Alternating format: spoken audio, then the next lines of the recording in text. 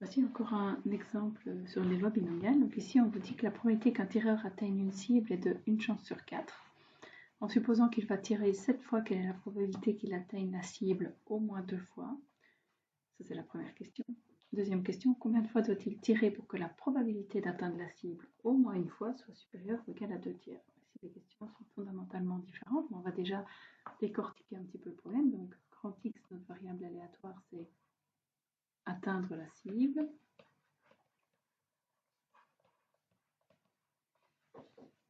Cette variable aléatoire, elle peut prendre toutes les valeurs de 0 à 7, puisque potentiellement il tire 7 fois. Donc x, c'est bien une binomiale, puisque soit on atteint la cible ou on ne l'atteint pas. Donc deux issues possibles. C'est une binomiale 7, 1 quart, puisqu'on dit que la probabilité P d'atteindre la cible, c'est une chance sur 4. Donc Q est égal à 3 quarts. On atteint la cible ou on n'atteint pas la cible. Donc binomial. Première question, quelle est la probabilité qu'il atteigne la cible au moins 2 fois? Attention ici qu'il y a bien le mot au moins 2 fois. Donc, au moins 2 fois veut dire que je peux l'atteindre 2 fois, c'est vrai, mais je pourrais l'atteindre plus. Donc c'est la probabilité que x soit plus grand ou égal à 2. Alors, soit je m'attaque au calcul en disant atteindre au moins 2 fois sur les 7, c'est l'atteindre 2 fois, ou l'atteindre 3 fois, ou 4 fois, ou 5 fois, ou 6 fois, ou 7 fois. Ça fait quand même 6-7 calculs à réaliser. Donc ici, puisqu'il y a une proportion de calcul supérieure quand je prends plus grand ou égal à 2, je vais plutôt travailler avec le contraire. Et le contraire d'être plus grand ou égal à 2, c'est d'être strictement plus petit que 2. Je veux l'atteindre moins que 2 fois, strictement moins que 2 fois. Et l'atteindre moins que 2 fois, c'est en réalité l'atteindre soit 0, soit une fois. Donc c'est la probabilité d'être plus petit ou égal à 1. Ce qui veut dire qu'à 1, je vais retirer la probabilité d'atteindre la cible aucune fois. Je peux aussi retirer la probabilité de l'atteindre exactement une fois.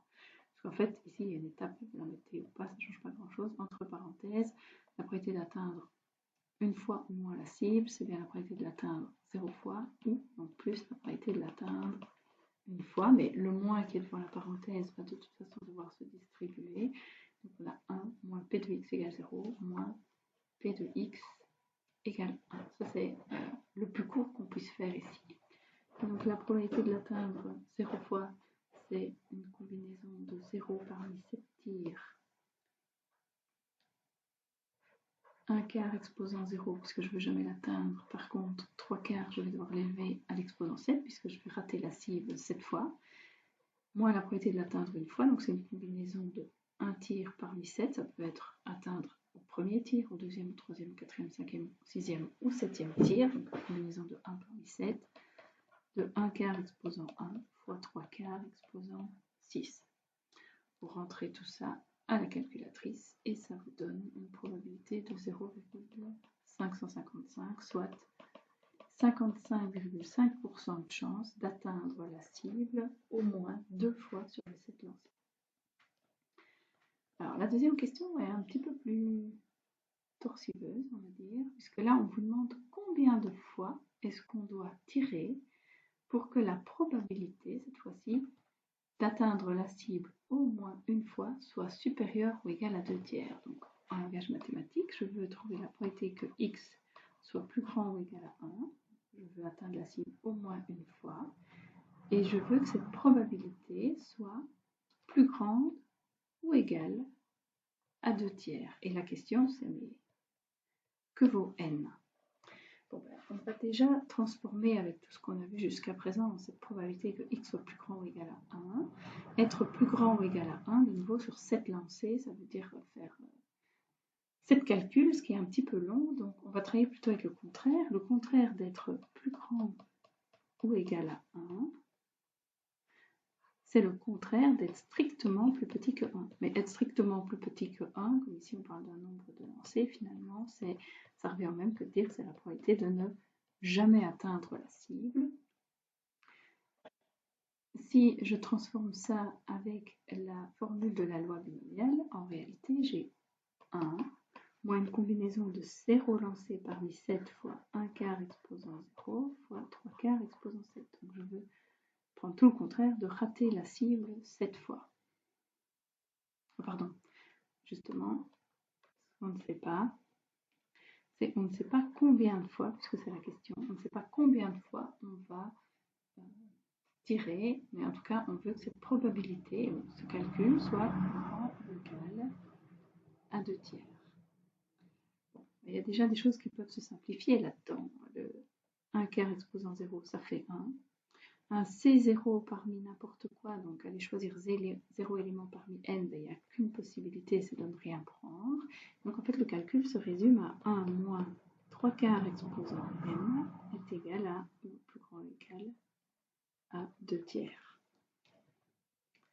Bien, bon, ben, ici on a affaire à une inéquation, finalement une inéquation exponentielle, puisque notre inconnu n est à l'exposant. Bon, ben, il y a quelques petites changements à faire, mais donc on sait que si on veut isoler notre n, on doit d'abord isoler l'exponentielle, donc moins 3 quarts exposant n, donc moins 3 quarts exposant n est plus grand ou égal à 2 tiers moins 1. Bon, si je simplifie, j'ai des équivalences ici puisque je veux que ce soit à chaque fois plus grand ou égal à 2 tiers.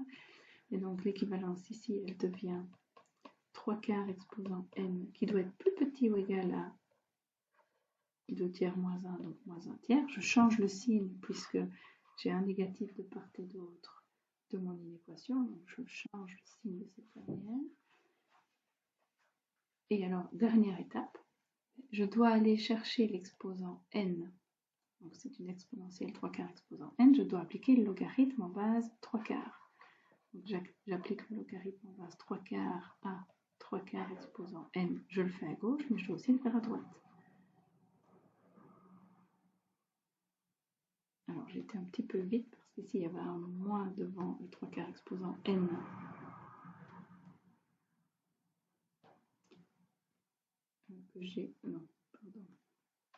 J'ai changé le signe.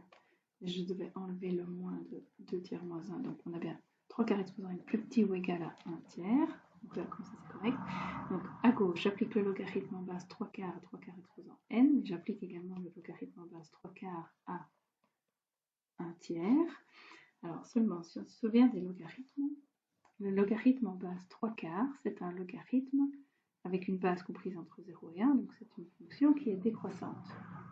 Logarithme en base 3 quarts de x, elle est décroissante. Alors si elle est décroissante, quand je vais appliquer un logarithme, en réalité, dans une inéquation, je vais devoir changer le signe, parce que si je prends, par exemple, x1 et x2 avec x1 plus petit que x2, si je regarde les images, en réalité, je constate que l'image de x1 est supérieure à l'image de x2. Donc, quand j'applique un logarithme avec une base entre 0 et 1, puisque la fonction est décroissante, en réalité, quand je résous une inéquation, je dois à nouveau changer le signe. Donc, ici, si je veux un plus petit ou égal, je repasse un plus grand ou égal à cause de ce qu'on a observé ici. Bien, le logarithme en base 3 quarts de 3 quarts exposant n pour les propriétés des logarithmes, ça fait n.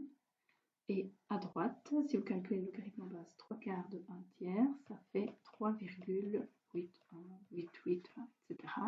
Et donc pour répondre à la question combien de fois est-ce que je dois tirer pour essayer d'atteindre la cible au moins une fois avec une probabilité de 2 tiers, et bien la réponse c'est que je dois tirer au moins 4 fois. Si je tire 3 fois, c'est pas suffisant, il faut tirer en réalité 3,8 fois, mais 3,8 fois c'est pas possible puisqu'on a une variable aléatoire discrète. Et donc on conclut en disant qu'on doit tirer 4 fois.